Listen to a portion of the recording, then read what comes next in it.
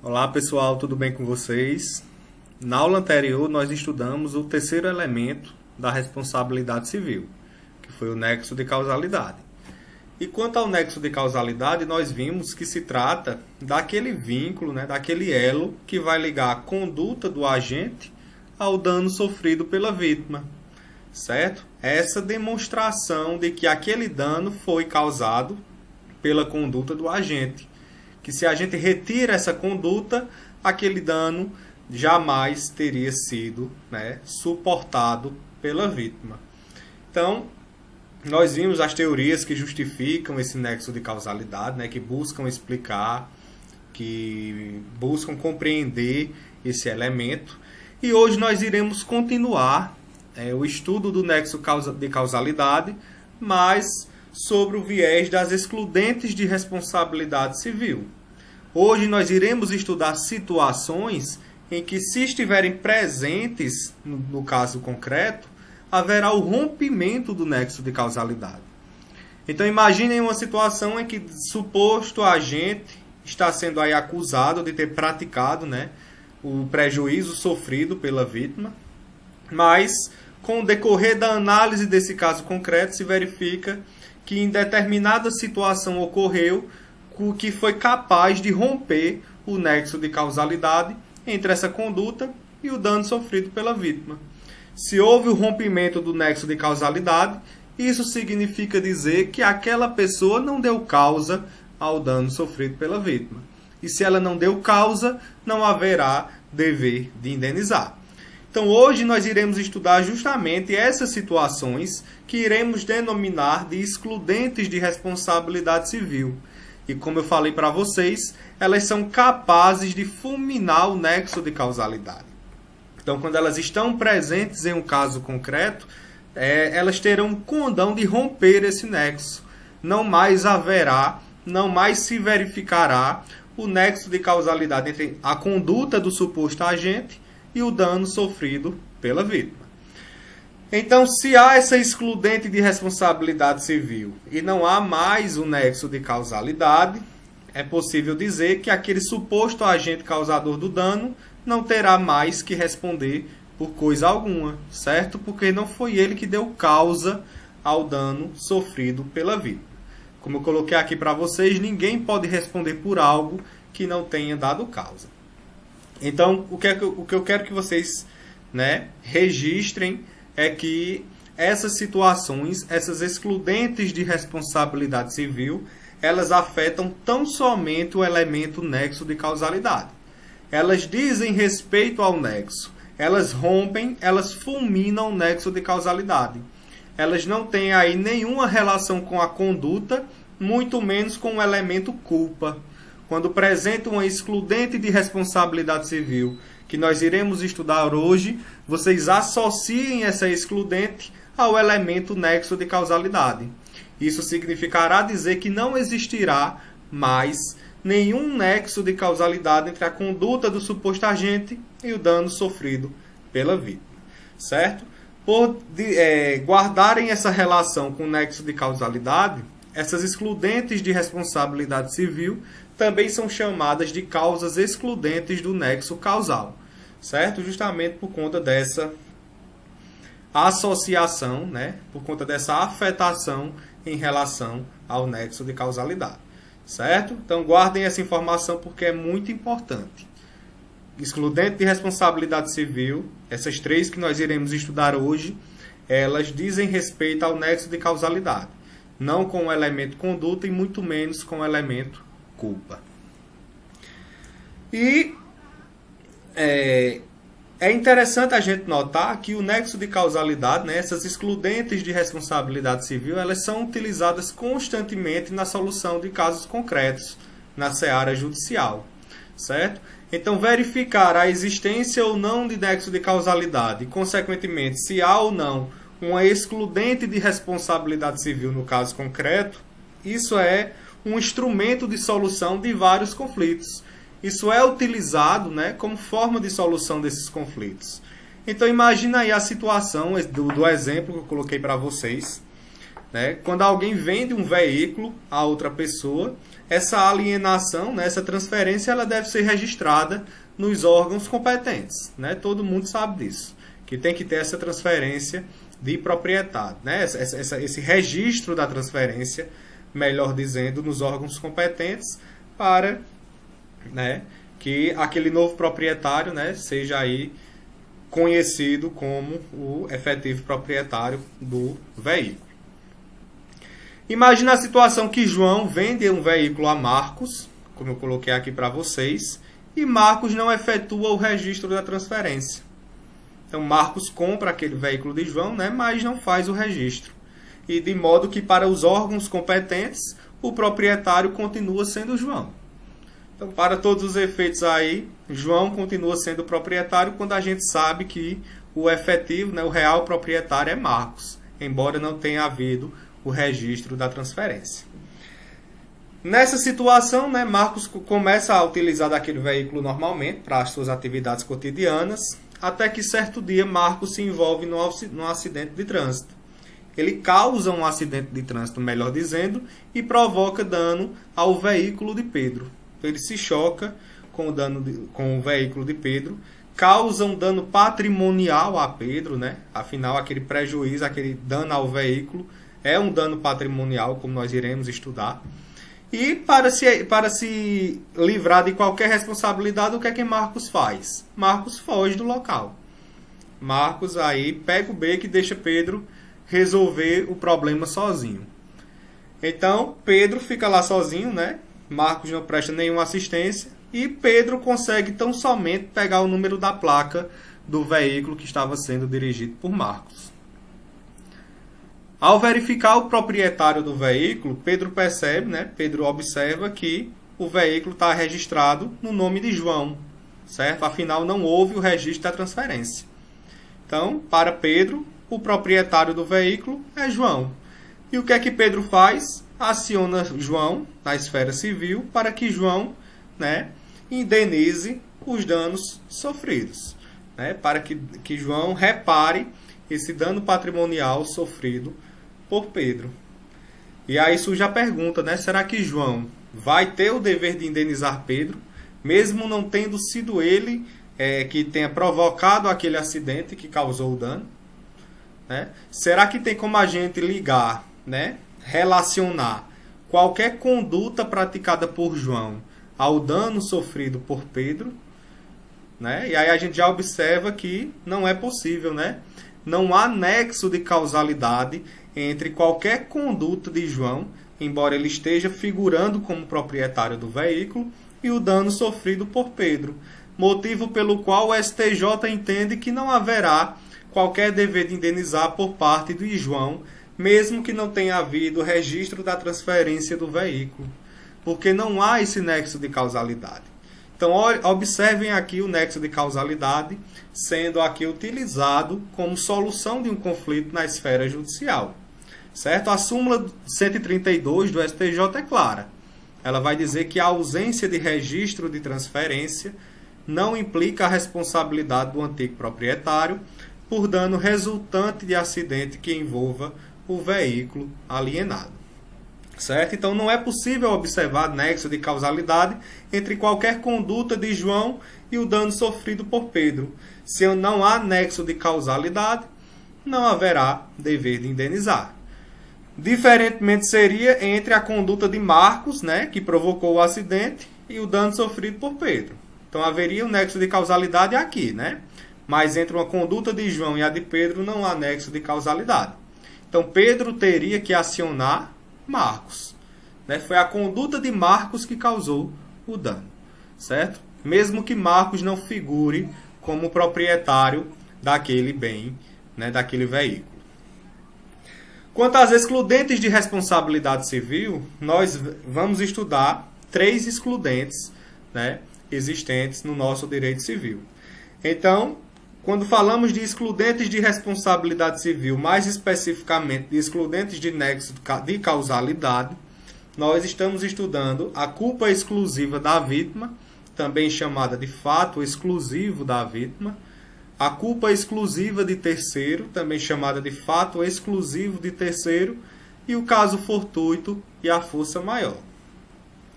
Eu chamo a atenção para as duas primeiras, né? Até coloquei aqui em vermelho, fato exclusivo da vítima, e o destaque aqui para fato exclusivo de terceiro, porque a melhor doutrina vai dizer o seguinte: a boa técnica nos indica que é melhor, né? É mais indicado que a gente denomine de fato exclusivo da vítima ou fato exclusivo do terceiro, do que a gente chamar, né? A gente denominar de culpa exclusiva da vítima ou culpa exclusiva de terceiro.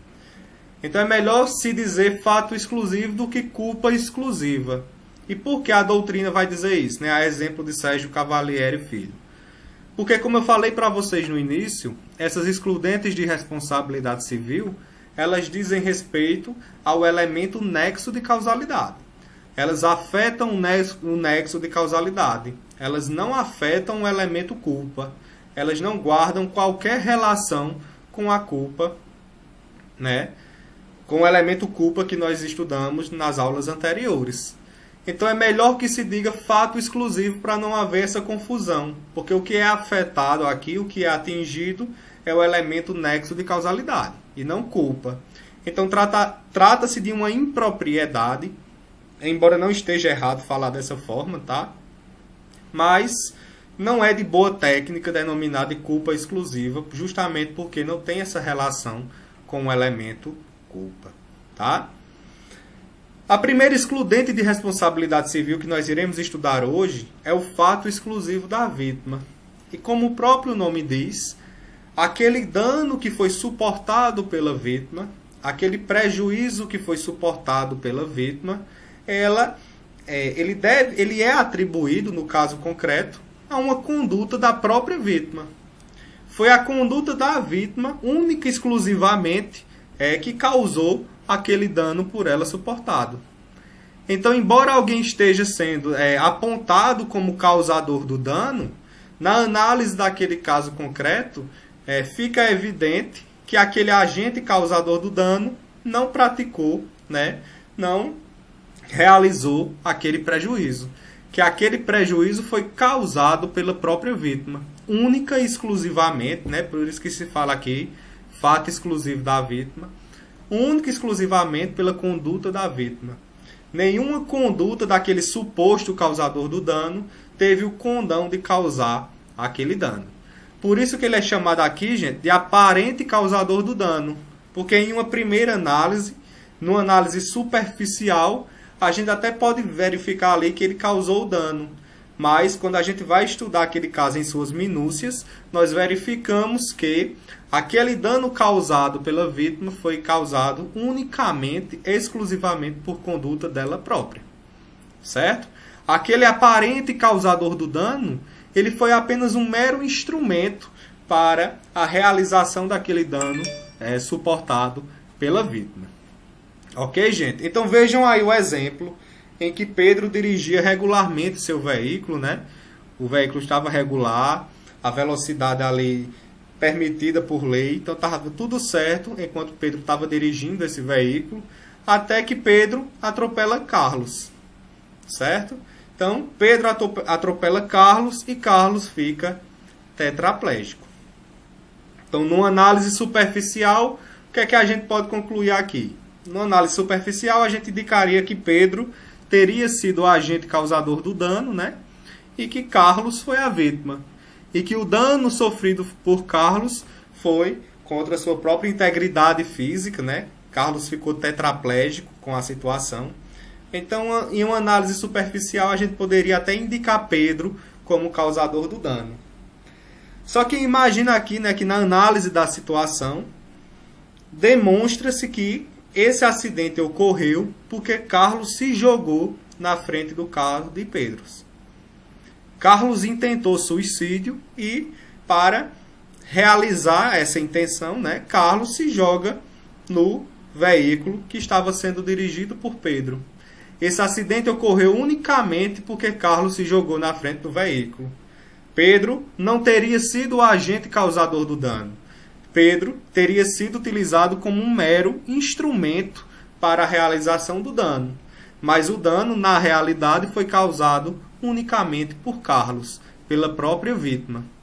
Tá? Então, estando presente essa excludente de responsabilidade civil, né, o fato exclusivo da vítima, não haverá nexo de causalidade entre a conduta de Pedro, né, que estava dirigindo o veículo, e o dano sofrido por Carlos, porque esse dano foi decorrente da própria conduta da vítima, da própria conduta de Carlos. Tá certo? Então, guardem essa informação. Fato exclusivo da vítima é porque o dano foi causado unicamente, exclusivamente, pela conduta da própria vítima. Então, vejam aqui, né, que eu coloquei que no fato exclusivo da vítima, o comportamento da vítima representa o fato decisivo do evento. Foi o comportamento da vítima, foi a conduta da vítima que exclusivamente causou o dano por ela suportado. Se Carlos não tivesse se jogado aqui no carro de Pedro, Carlos nunca teria ficado tetraplégico. Pedro estava dirigindo regularmente. Ele não realizou aqui nenhum ato ilícito. Tá certo?